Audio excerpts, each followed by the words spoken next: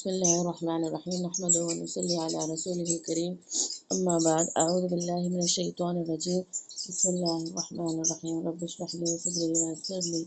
امری واحلل عقدۃ من لسانی یفقهوا قولی رب زدنی علما رب زدنی علما رب زدنی علما اللهم ارنا الحق حقا وارزقنا اتباعه وارنا الباطل باطلا وارزقنا اجتنابه آمین۔ جی تو پچھلی کلاس میں آیت نمبر 55 56 57 کی تفسیر ہو گئی تھی ہماری۔ تو پچھلے آیتوں میں کیا تھا کہ اللہ تعالیٰ نے وعدہ کیا تھا مومنوں سے کہ اگر وہ ایمان اور نیک اعمال کرتے رہیں گے، ایمان پہ قائم رہیں گے اور نیک اعمال کرتے رہیں گے تو اللہ تعالیٰ نے کیا وعدہ فرمایا کہ زمین میں ان کو حکومت عطا کریں گا، جیسا کہ ان سے پہلے لوگوں کو عطا کی۔ تو ان سے پہلے لوگوں سے مراد یہاں پر کون ہے؟ مثال کے طور پر بنی اسرائیل کو اللہ تعالیٰ نے فرعون سے نجات دی تھی، فرعون کی قوم جو قبطی قوم تھی ان سے نجات دی تھی، اور پھر جو ہے بنی اسرائیل کو غالب کیا تھا۔ پھر اس کے بعد ملک شام میں بھی جو ہے عمالقہ ایک بہت بہادر قوم تھی، تو ان پر بھی ان کو غلبہ دیا تھا۔ ٹھیک ہے، شاید میں پچھلی کلاس میں نہیں بتائی تھی یہ۔ تو ملک شام میں بھی ایک قوم تھی بہادر قوم عمالقہ نامی،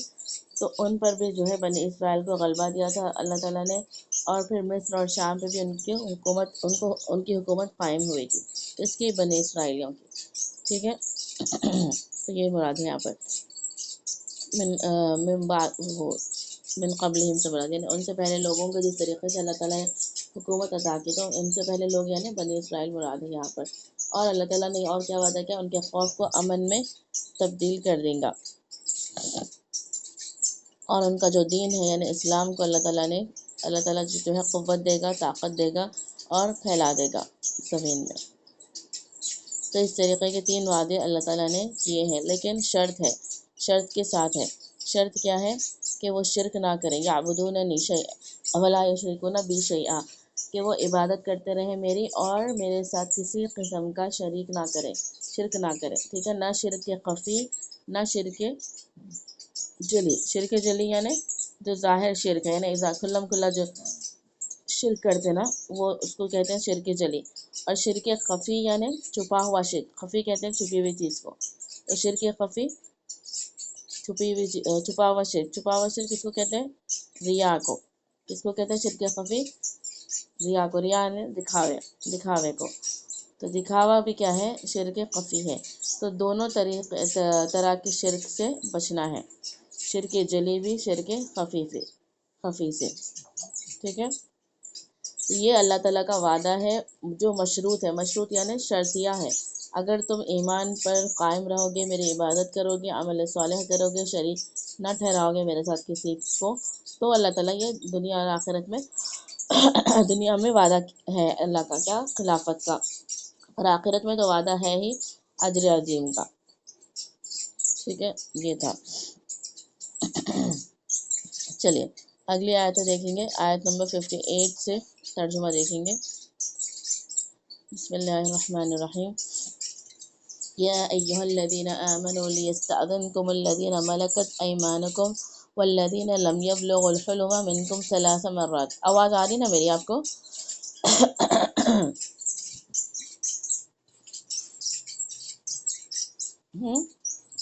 آواز صاف ہے نہیں ہے؟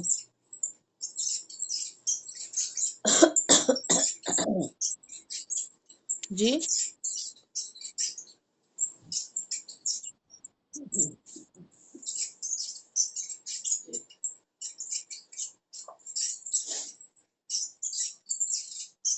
جی، یا ایہا الذین آمنو، اے ایمان والو، لیستأذنکم، لی کے کیا معنی ہوتے ہیں؟ تاکہ۔ ٹھیک ہے، لیستأذنکم تو چاہیے کہ وہ اجازت طلب کرے، لیستأذنکم چاہیے کہ وہ تم سے اجازت طلب کرے۔ کون؟ الذین ملکت ایمانکم، الذین وہ لوگ جو ملکت مالک ہوئے، ایمانکم تمہارے دائیں ہاتھ، یعنی غلام مراد ہے یہاں پر۔ اس سے پہلے بھی سورہ نور میں اور سورہ احزاب میں کئی جگہ یہ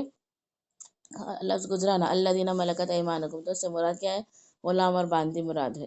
ٹھیک ہے۔ تو لیستأذنکم چاہیے کہ وہ اجازت طلب کریں تم سے، الذین ملکت ایمانکم وہ لوگ جو مالک ہوئے تمہارے دائنے ہاتھ، یعنی غلام اور باندی وغیرہ، والذین اور وہ لوگ جو لم یبلغ الحلم منکم ثلاث مرات، والذین اور وہ لوگ جو لم یبلغو، لم نہیں، یبلغو پہنچے، نہیں پہنچے، ٹھیک ہے۔ بلغا یبلغو کے معنی ہوتے ہیں پہنچنا،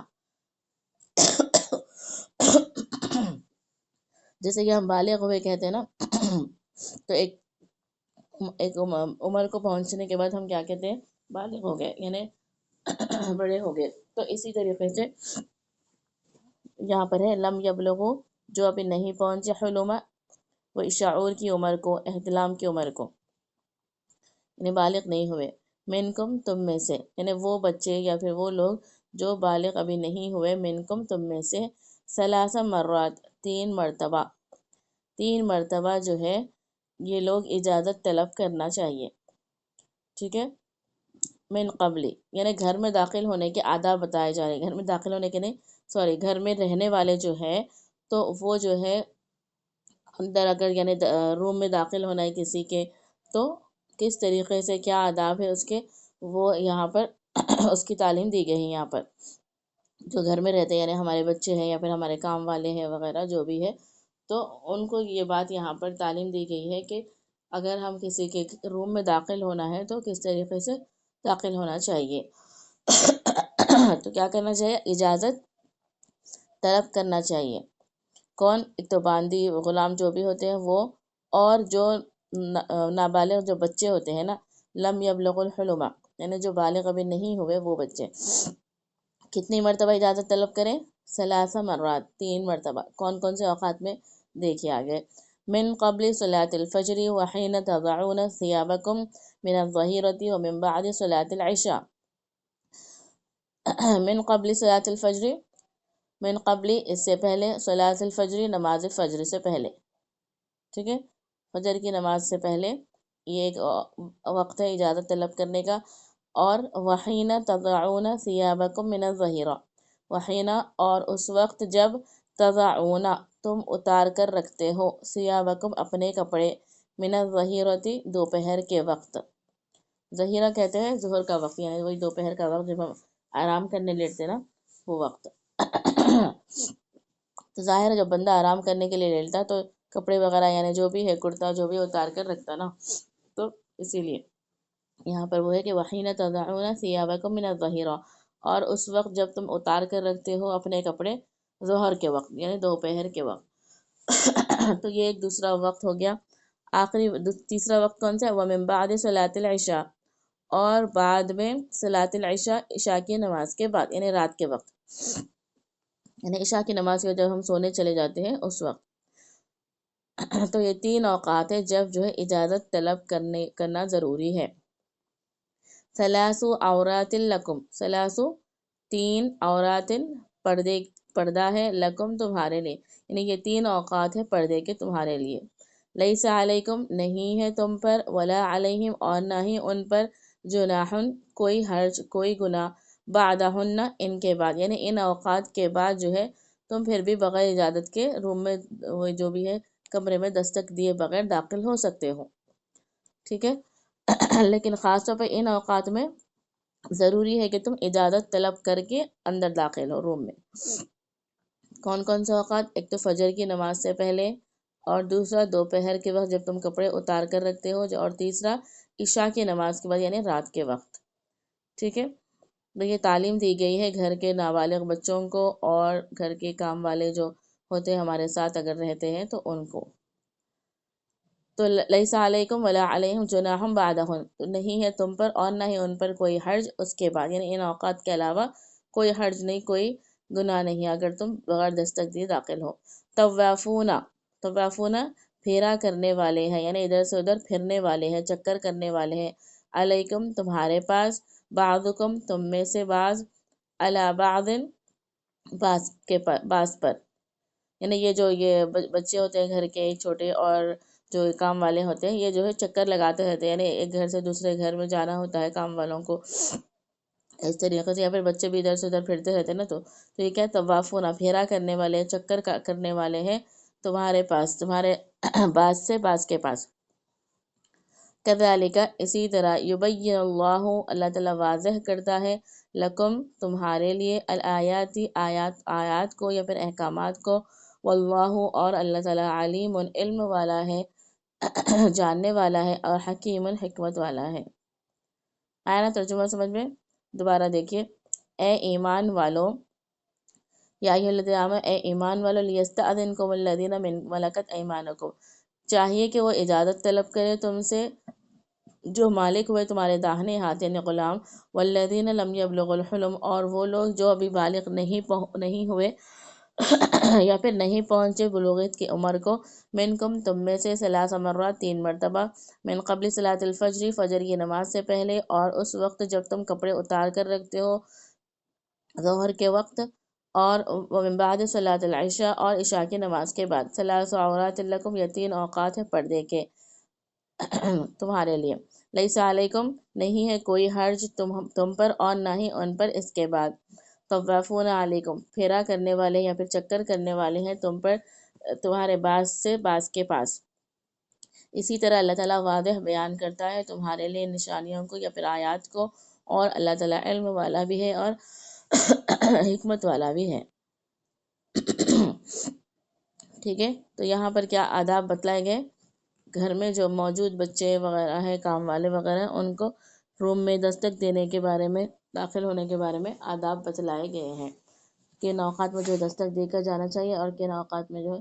بغیر دستک دیے ہم جا سکتے ہیں۔ چلیے اگلی آیت دیکھیں، آیت نمبر 59۔ وَإِذَا بَلَغَ الْأَطْفَالُ مِنْكُمُ الْحُلُمَ فَلْيَسْتَأْذِنُوا كَمَا اسْتَأْذَنَ الَّذِينَ مِنْ قَبْلِهِمْ كَذَلِكَ يُبَيِّنُ اللَّهُ لَكُمْ آيَاتِهِ وَاللَّهُ عَلِيمٌ حَكِيمٌ۔ وَإِذَا، اور جب، بلغ الاطفال، بلغ پہنچے، الاطفال لڑکے یعنی بچے، اطفال سے معنی آپ بچے مراد ہے، لڑکے ہی نہیں، سب مراد ہے بچے، تو بلغا یعنی پہنچے، یعنی بلوغت کی عمر کو پہنچ جائے، یعنی بالغ ہو جائے تم میں سے تمہارے بچے، الحلم، وہی حلومت کی احتلام کی عمر یا پھر حد شعور کو پہنچ جائے، فلیستاذنوا، تو پس چاہیے کہ وہ اجازت لیں، کما استاذن الذین من قبلہم، کما جیسا کہ استاذن اجازت لیتے تھے، الذین من قبلہم وہ لوگ جو من قبلہم اس سے پہلے، یعنی جس طریقے سے وہ جب چھوٹے تھے یعنی نابالغ تھے جب جس طریقے سے وہ اجازت لیا کرتے تھے، اسی طریقے سے بالغ ہونے کے بعد بھی ابھی بھی وہ اجازت لے کر داخل ہونا چاہیے ان کو، ابھی بھی، ٹھیک ہے، یہ ہے مراد۔ اور جب پہنچے تم میں سے تمہارے بچے بلوغت کی عمر کو تو ان کو چاہیے کہ وہ اجازت طلب کریں، جیسا کہ وہ اجازت لیتے تھے ان سے پہلے، یعنی وہ یعنی جب نابالغ تو جب کس طریقے سے وہ اجازت لیتے تھے، اسی طریقے سے ابھی بھی اجازت ان کو لینا چاہیے۔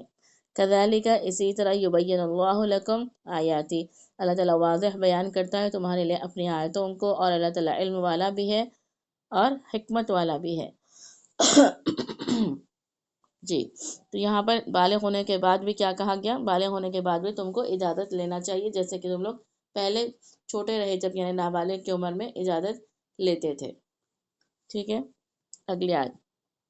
والقواعد من النساء، والقواعد اور بوڑھی عورتیں بوڑھی یعنی ایسی بوڑھی عورتیں جو گھروں میں بیٹھی ہوئی ہے، قواعد کے معنی اصل میں قاعدے سے ہے، یا قاعدہ کس کو کہتے ہیں؟ ہم نماز میں جو قاعدے کی حالت کیا ہوتی ہے ہماری، جب ہم تحیات پڑھتے ہیں تو بیٹھے ہوئے رہتے نا ہم قاعدے میں، تو وہ ہے، تو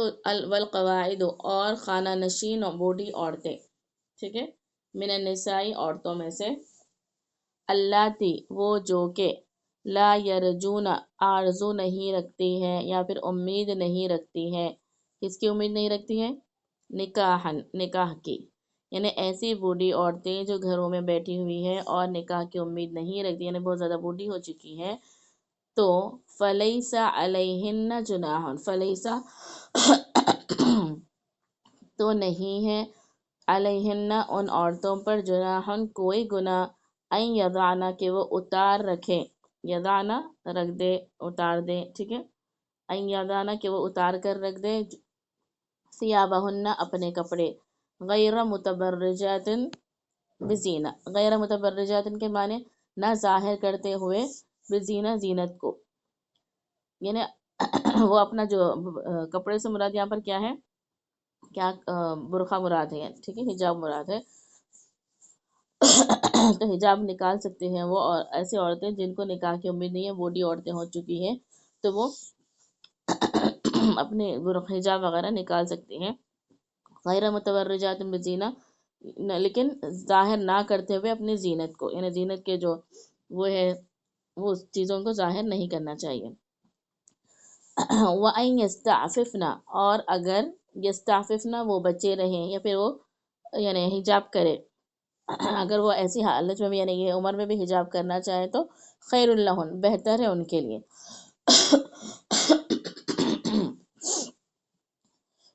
وَأَن يَسْتَعْفِفْنَ اور اگر وہ بچے رہیں یا پھر اگر وہ پاک دامن رہے، خیر لہن بہتر ہے ان کے لیے، واللہ سمیع علیم اور اللہ تعالیٰ سننے والا بھی ہے اور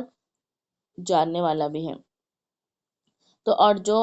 عورتیں جو بیٹھی ہوئی ہیں گھروں میں تمہاری، جو ہے جن کو جو ہے نکاح کی امید نہیں ہے، تو ان پر کوئی حرج نہیں ہے کہ وہ اپنے کپڑے اتار کر رکھے، نہ ظاہر کرتے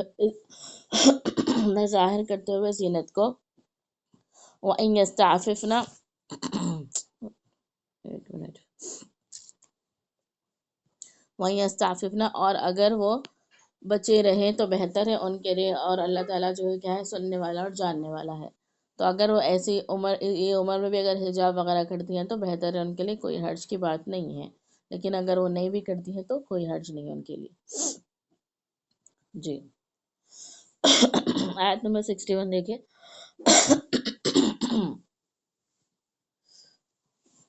لیس علی الاعمی حرج ولا علی الاعرج حرج، نہیں ہے علی الاعمی، اعمی کہتے ہیں اندھے کو، حرجن کوئی تنگی، کوئی حرج، کوئی گناہ، ولا علی الاعرج حرجن اور نہ ہی اعرج کے معنی لنگڑے کو کہتے ہیں، اور نہ ہی لنگڑے پر حرجن کوئی حرج، کوئی گناہ، ولا علی المریض اور نہ ہی مریض پر حرجن کوئی حرج، کوئی تنگی، ولا علی انفسکم اور نہ ہی اپنے اور نہ ہی خود تم پر، ان کے تاکلو تم کھاؤ، من بیوتکم اپنے گھروں سے، او بیوتی آبائکم یا اپنے باپوں کے گھروں سے، او بیوتی امہاتکم یا اپنے ماؤں کے گھروں سے، او بیوتی اخوانکم یا اپنے بھائیوں کے گھروں سے، یا او بیوتی اخواتکم یا اپنے بہنوں کے گھروں سے، او بیوتی اعمامکم او بیوتی اعمامکم یا اپنے چچاؤں کے تاؤں کے گھروں سے، او بیوتی عماتکم یا اپنی پھوپھیوں کے گھروں سے، او بیوتی اخوالکم یا اپنے خالو یا پھر ماموں کے گھروں سے، او بیوتی خالاتکم یا اپنے خالاؤں کے گھروں سے، او ما ملکت مفاتیحہ یا پھر جس گھر کی جو گھر تمہارے قبضے میں ہے، جس کی کنجیاں، مفاتیحہ کے معنی اس کی کنجیاں، یا پھر جو گھر تمہارے قبضے میں ہے، او صدیقکم یا اپنے دوستوں کے گھروں میں، لیسا علیکم جناح نہیں ہے کوئی حرج تم پر، ٹھیک ہے، نہیں ہے کوئی گناہ یا پھر کوئی حرج تم پر، ان کے تأکلوا جمیعاً کہ تم کھاؤ، جمیعاً اکٹھے یعنی مل جل کر کھاؤ، او اشتاتا یا پھر جدا جدا تنہا تنہا کھاؤ، یعنی کوئی حرج نہیں ہے تم پر، یا تم ایک ساتھ مل بیٹھ کر کھاؤ یا پھر اکیلے تنہا کھاؤ۔ فَإِذَا پھر جب دخلتم بیوتن دخلتم تم داخل ہو بیوتن گھروں میں، فسلموا تو کیا کرو، فسلموا تو سلام کرو، علی انفسکم اپنے لوگوں پر یعنی اپنے آپ پر، یعنی اپنے لوگوں پر یعنی جو گھر والے ہیں ان پر سلام کرو، جب گھر میں داخل ہوتے ہیں تو سلام کرنا چاہیے۔ تحیۃ من عند اللہ تحیۃ دعائے خیر ہے، تحیہ کہتے ہیں تحفے کو، ٹھیک ہے، تحیۃ دعائے خیر ہے یا پھر تحفہ ہے، من عند اللہ اللہ کے پاس سے، تو یہ جو سلام کرنا ہے کیا ہے، ایک تحفہ ہے، دعائے خیر والی دعا ہے اللہ کے پاس سے، مبارکتاً طیبہ، مبارکتاً بابرکت ہے، طیبہ پاکیزہ ہے، یعنی اللہ تعالیٰ نے یہ جو تم کو سلام کا جو لفظ سکھایا ہے تو یہ کیا ہے، ایک پاکیزہ اور بابرکت لفظ ہے، ایک دعائے خیر ہے تمہارے لیے، یعنی آپس میں جو تم سلام کرتے ہو وہ کیا ہے، دعائے خیر ہے۔ کذالک یبین اللہ لکم، اسی طرح اللہ تعالیٰ واضح بیان کرتا ہے، لکم تمہارے لیے، الآیاتی احکامات کو یا پھر آیتوں کو، لعلکم تعقلون شاید کہ تم یا پھر تاکہ تم سمجھو۔ ٹھیک ہے، آیا ترجمہ اس آیت کا سمجھ میں؟ کھانے کے آپ یہاں پر آداب بتلائے گئے ہیں، یعنی کس طریقے سے یا پھر کہاں کہاں تم کھا سکتے ہو یا نہیں کھا سکتے ہو۔ تو لیسا الاعمیٰ نہیں ہے نابینا پر، اعمیٰ کہتے ہیں نابینا کو، حرجن کوئی گناہ، ولا اعرج، اعرج کہتے ہیں لنگڑے کو، لنگڑے پر کوئی حرج نہیں، اور نہ ہی مریض پر کوئی حرج نہیں، اور نہ ہی خود تم پر کہ تم کھاؤ اپنے گھروں سے، اپنے باپوں کے گھروں سے، اپنے ماؤں کے گھروں سے، یا پھر اپنے بھائیوں کے گھروں سے، یا پھر بہنوں کے گھروں سے، یا پھر خالاؤں کے گھر، چچاؤں کے گھروں سے، یا پھر اپنے پھوپھیوں کے گھروں سے، یا پھر ماموں کے اور خالاؤں کے گھروں سے، یا پھر اویتی خالاتکم، یا اپنے خالاؤں کے گھروں سے، یا پھر ان گھروں میں جس کی کنجیاں تمہارے پاس ہے، یا پھر اپنے دوستوں کے گھروں سے۔ کوئی حرج نہیں ہے تم پر کہ تم کھاؤ مل جل کر، اکٹھے مل بیٹھ کر، یا پھر تنہا تنہا جدا جدا۔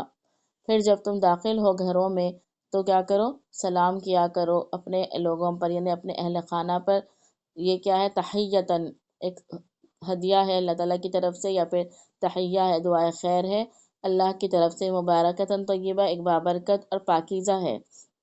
اسی طرح اللہ تعالیٰ واضح بیان کرتے اپنے آیتوں کو تاکہ تم سمجھو۔ جی اگلی آیت دیکھیے، آج خالی ترجمہ کر لیں گے 64 تک، اس کے بعد تفسیر دیکھیں گے۔ آیت نمبر 62 دیکھیں، انما المؤمنون 60 ہاں 64 تک ہے نا سورہ نور۔ جی اگلی آیت دیکھیں 62، انما المؤمنون الذین آمنوا باللہ ورسولہ، انما المؤمنون بے شک جو لوگ، المؤمنون مومن لوگ، الذین آمنوا جو ایمان لائے، باللہ اللہ کی ذات پر، ورسولہ اور اس کے رسول پر، وَإِذَا اور جب، کانوا وہ ہوتے ہیں، معہ ان کے ساتھ، علی پر، امر جامع جمع ہونے کا کام، لم یذهبوا وہ نہیں جاتے، حتیٰ جب تک کہ یستأذنوا وہ اس سے اجازت لے لیں، یعنی جب صحابہ وغیرہ جو ایمان والے ہوتے ہیں وہ جب کسی کام کے لیے جمع ہوتے ہیں، یعنی جیسا کہ میٹنگ ہے جو بھی ہے، صحابہ جب جمع ہوتے تھے تو لم یذهبوا وہ نہیں جاتے تھے حتیٰ کہ اجازت طلب کر لیتے تھے آپ صلی اللہ علیہ وسلم سے، ٹھیک ہے، یستأذنوا وہ اس سے اجازت لے لیں، ان الذین بے شک جو لوگ، یستأذنونک جو لوگ آپ سے اجازت مانگتے ہیں،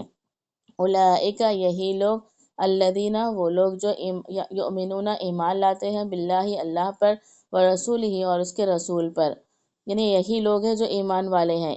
اللہ پر بھی اور رسول پر بھی۔ فَإِذَا پھر جب، استأذنوک وہ تم سے اجازت طلب کرے، لبعض کسی کے لیے، شأنہم اپنے کام، یعنی اپنے کسی کام کے لیے وہ اگر آپ سے اجازت طلب کرے تو کیا کرنا چاہیے، فَأْذَن تو آپ اجازت دے دیجئے، لمن اس کو، شئت آپ چاہیں، منہم ان میں سے، واستغفر اور بخشش طلب کریے، لہم اللہ ان کے لیے اللہ سے، یعنی اللہ سے ان کے لیے بخشش طلب کیجئے، ان اللہ غفور الرحیم بے شک اللہ تعالیٰ بخشنے والا مہربان ہے۔ تو یعنی مجلس میں جب بیٹھے ہوئے ہیں، کسی کام کے لیے جمع ہوئے ہیں تو وہاں سے جب تک نہیں نکلنا چاہیے جب تک کہ یعنی جو مجلس کے ذمہ دار جو بھی ہیں ان سے اجازت طلب کر کے آپ نکلے، ٹھیک ہے۔ یہاں پر آپ صلی اللہ علیہ وسلم کو کہا گیا ہے کہ جب کوئی اجازت طلب کرے آپ سے تو ان کو اجازت دے دینی چاہیے اور ان کے لیے بخشش کی دعا کرنا چاہیے، بے شک اللہ تعالیٰ بخشنے والا مہربان ہے۔ اگلی آیت دیکھیے، لا تجعلوا دعاء الرسول بینکم کدعاء بعضکم بعضا، لا تجعلوا تم نہ بنا لو، دعا الرسول دعا بلانا یا پھر پکارنا، رسولی رسول کا، بینکم آپس میں، کا دعاء بعضکم بعضا کا دعائی جیسے کہ بلاتے ہیں، بعضکم تمہارے بعض، بعضاً ایک دوسرے کو، یعنی جیسے کہ تم آپس میں ایک دوسرے کو بلاتے ہیں اس طریقے سے مت بلاؤ رسول کو۔ قد یعلم، تحقیق کہ وہ جانتے ہیں، اللہ تعالیٰ، الذین، وہ لوگ جو یتسللون، چپکے سے کھسک جاتے ہیں، یتسللون کے معنی چپکے سے کھسک جاتے ہیں، نکل جاتے ہیں، منکم، تم میں سے، لواذن، نظر بچا کر، یعنی اللہ تعالیٰ جانتا ہے تم میں سے وہ لوگ جو ہے مجلس میں سے چپکے سے نکل جاتے ہیں نظر بچا کر۔ اللہ تعالیٰ تو سب جانتا ہے کہ کون جو ہے نکل رہا ہے اور کون بیٹھا ہوا ہے۔ فَلْيَحْذَرِ الَّذِينَ، فَلْيَحْذَرْ، پس چاہیے کہ وہ ڈرے، الَّذِينَ، وہ لوگ جو یخالفون، خلاف ورزی کرتے ہیں، عن امرہ، اس کے حکم کی، ان کے تصیبہم، پہنچے ان پر، فتنۃ، کوئی آفت، کوئی آزمائش، او یصیبہم، یا پہنچے ان کو، عذاب علیم، دردناک عذاب۔ یعنی ان کو، ایسے لوگوں کو چاہیے کہ وہ ڈرے اللہ سے کہ اللہ تعالیٰ ان کو کوئی آزمائش میں مبتلا کر دے یا پھر ان پر دردناک عذاب آئے۔ ٹھیک ہے، تو لا تجعلوا، نہ بنا لو، دعاء الرسول، رسول کا بلانا، بینکم، آپس میں، کدعاء الرسول، کدعاء بعضکم بعضا، جیسے کہ بلاتے ہیں تم آپس میں ایک دوسرے کو، یعنی آپس میں جیسے ایک دوسرے کو تم بلاتے ہو اس طریقے سے رسول کو نہ بلاؤ، کیونکہ رسول کا مرتبہ کیا ہے، بہت بڑا ہے۔ اور آگے کیا اللہ تعالیٰ فرما رہے ہیں کہ یعلم اللہ الذین یتسللون، اللہ تعالیٰ جانتا ہے ان لوگوں کو جو چپکے سے کھسک جاتے ہیں نظر بچا کر، تو ان کو چاہیے کہ وہ ڈرے کہ اللہ تعالیٰ جو ہے ان پر کوئی آزمائش ڈال دے یا پھر ان پر دردناک عذاب نازل کر دے۔ جی، منافقین کے بارے میں یہاں پر اگلی آیت دیکھیے، آخری آیت، الا ان للہ ما فی السماوات والارض، الا، سن رکھو، آگاہ ہو جاؤ، یاد رکھو، بے شک اللہ تعالیٰ ہی کے لیے ہے، ان للہ، بے شک اللہ ہی کے لیے ہے، ما فی السماوات، جو کچھ آسمانوں میں ہے، والارض، اور زمین میں ہے، قد یعلم ما انتم علیہ، قد، تحقیق کے، یعلم، وہ جانتا ہے، ما، جو، انتم علیہ، جس پر تم ہو، یعنی اللہ تعالیٰ وہ جانتا ہے تم جس پر ہو، وَيَوْمَ يُرْجَعُونَ، اور جس دن، یرجعون، وہ لوٹائے جائیں گے، الیہ، اس کی طرف، فَيُنَبِّئُہُم، پھر وہ انہیں بتا دے گا، پھر انہیں خبر کر دے گا، بتا دے گا۔ ٹھیک ہے، دو بھی معنی آتے ہیں، پھر انہیں بتائے گا یا پھر خبر کر دے گا، بما، اس سے جو، یا پھر اس کا جو، عملو، انہوں نے عمل کیا تھا، یعنی جو کچھ انہوں نے عمل کیا تھا تو اللہ تعالیٰ قیامت کے دن ان کو بتلا دے گا، خبر کر دے گا۔ واللہ بکل شیء علیم، اور اللہ تعالیٰ ہر چیز کو جاننے والا ہے، ہر چیز کا جاننے والا ہے۔ سن رکھو، آگاہ ہو جاؤ، بے شک اللہ ہی کے لیے ہے جو کچھ آسمانوں میں ہے اور جو کچھ زمین میں ہے، تحقیق کہ وہ جانتا ہے تم جس پر ہو، اور جس دن تم وہ لوٹائے جائیں گے اس کی طرف، تو پھر انہیں بتا دے گا اس کا جو انہوں نے عمل کیا تھا، یعنی یا پھر اس سے جو انہوں نے عمل کیا تھا، اور اللہ تعالیٰ ہر چیز کا جاننے والا ہے، یعنی جو کچھ انہوں نے کیا تھا ہر چیز اللہ تعالیٰ ان کو بتا دے گا۔ جی، آئے نا ترجمہ سمجھ میں پوری آیتوں کا، تو آیتوں کا یہ ترجمہ اچھی طریقے سے دوبارہ دیکھیے آپ گھر میں، تو دوبارہ اگر دیکھیں تو سمجھ بھی آئیں گا، پھر جب تفسیر کریں گے تو صرف تفسیر سمجھ میں آئیں گی آپ کو۔ ٹھیک ہے، آیت نمبر کہاں سے کریں ہم لوگ، 58 سے، 58 سے 64 تک جو ترجمہ ہوا، تفسیر ذرا ہے اس کی، انشاءاللہ 2-3 دن میں مکمل کریں گے اللہ تعالیٰ کی توفیق سے۔ چلیے، سبحان اللہ وبحمدہ، سبحانک اللہم وبحمدک، نشہد ان لا الہ الا انت، نستغفرک ونتوب الیک۔